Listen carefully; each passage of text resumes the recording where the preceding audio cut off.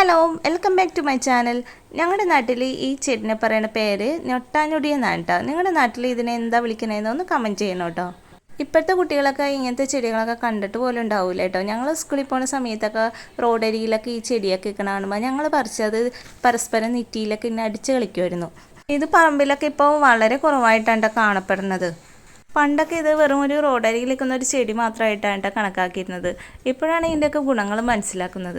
ശരിക്കും ഇതൊരു ഔഷധങ്ങളുടെ കലവറ തന്നെയാണ്. പലരും വീടുകളിലുണ്ടെങ്കിലും ഇതിൻ്റെ ഗുണം മനസ്സിലാക്കാതെ നമ്മൾ പറിച്ചു കളഞ്ഞിട്ടുണ്ടാവാം. ഇതിപ്പോൾ നമ്മുടെ സൂപ്പർ മാർക്കറ്റിലൊക്കെ അവൈലബിൾ ആണ് കേട്ടോ. സൂപ്പർ മാർക്കറ്റുകളിലൊക്കെ അവൈലബിൾ ആയിട്ടുള്ളത് ഞൊട്ടാഞ്ഞൊടീൻ്റെ തന്നെ വിഭാഗത്തിൽപ്പെട്ട ഗോൾഡൻ ബെറി എന്ന് പറഞ്ഞാൽ ഞൊട്ടാഞ്ഞൊടീനേക്കാളും ഇത്തിരി കൂടി വലിപ്പവും കളറൊക്കെ കൂടിയ ഒരു ഫ്രൂട്ടാണ് കേട്ടോ. ഇതിന് നല്ല വിലയുമാണ് കേട്ടോ. ഗോൾഡൻ ബെറി എന്ന് പറയുന്ന ഈ ഫ്രൂട്ടിന് നല്ല വിലയാണെങ്കിലും പക്ഷേ ഇതിൻ്റെ ഔഷധ ഗുണങ്ങൾ അറിഞ്ഞാൽ ആരും മേടിക്കാതിരിക്കില്ല. ഇതിൻ്റെ പച്ചക്കായ്ക്ക് ഒരു ചവർപ്പും പഴുത്ത് കഴിഞ്ഞാൽ നല്ലൊരു പുളി ചേർന്നൊരു മധുരവും കൂടിയാണ് കേട്ടോ. പച്ചത്തക്കാളിയൊക്കെ തിന്നില്ല, ആ ഒരു ടേസ്റ്റാണ്. ശരീര വളർച്ചയ്ക്കും ബുദ്ധിവികാസത്തിനും മൂത്രതടസ്സത്തിനും വരെ ഈ പഴം വളരെ ഉത്തമമാണ്. കുട്ടികളിലെ ത്വക്ക് രോഗങ്ങൾക്ക് ഏറ്റവും ഫലപ്രദമായ ഔഷധമായിട്ട് കണ്ടുവരുന്ന ഇത് അർബുദ രോഗങ്ങൾക്ക് വരെയും ചികിത്സയ്ക്കായിട്ട് ഉപയോഗിക്കാറുണ്ട്. കർക്കിടക്കനിയിലെ പ്രധാനപ്പെട്ട ഒരു മരുന്നുകളുടെ കൂട്ടത്തിൽ പെട്ടത് തന്നെയുണ്ടോ ഞൊട്ടാഞ്ഞൊടിയനും.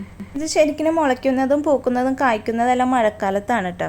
ആയുർവേദത്തിലൊക്കെ ഇത്രയേറെ ഗുണങ്ങളുള്ള ഇത്തരം ചെടികളൊക്കെ ശരിക്കും നമ്മുടെ വീട്ടുവളപ്പിലൊക്കെ നട്ടു വളർത്തേണ്ടത് തന്നെയാണ് കേട്ടോ. നമ്മുടെ ഈ കാലഘട്ടത്തിൽ ഇത്തരം ചെടികളൊക്കെ കാണാൻ കിട്ടുന്നത് പോലും ഇല്ല. നമ്മുടെ പഴമക്കാരുടെ ആരോഗ്യത്തിൻ്റെ രഹസ്യം കൂടി ഇങ്ങനെയുള്ള ചെടികളൊക്കെ തന്നെയാണ്. ഇത്തരം ഒരു ഭാഗ്യങ്ങളൊക്കെ ഈ തലമുറയ്ക്ക് നഷ്ടപ്പെട്ടുകൊണ്ടിരിക്കുകയാണ്. നമുക്ക് ഇങ്ങനെ ഒരു ഭാഗ്യങ്ങൾ കിട്ടണമെങ്കിൽ നമ്മളത് കാത്തു സൂക്ഷിക്കാം. പ്രകൃതിയുടെ വരദാനമായി നൽകുന്ന നമുക്ക് ഓരോ മെഡിസിൻസാണ് ഇതെല്ലാം. അപ്പം നമ്മളതെല്ലാം കാത്തു സൂക്ഷിക്കണം. ഇനിയുള്ള തലമുറയ്ക്കെങ്കിലും അങ്ങനെ ഒരു ഭാഗ്യം കിട്ടട്ടെ.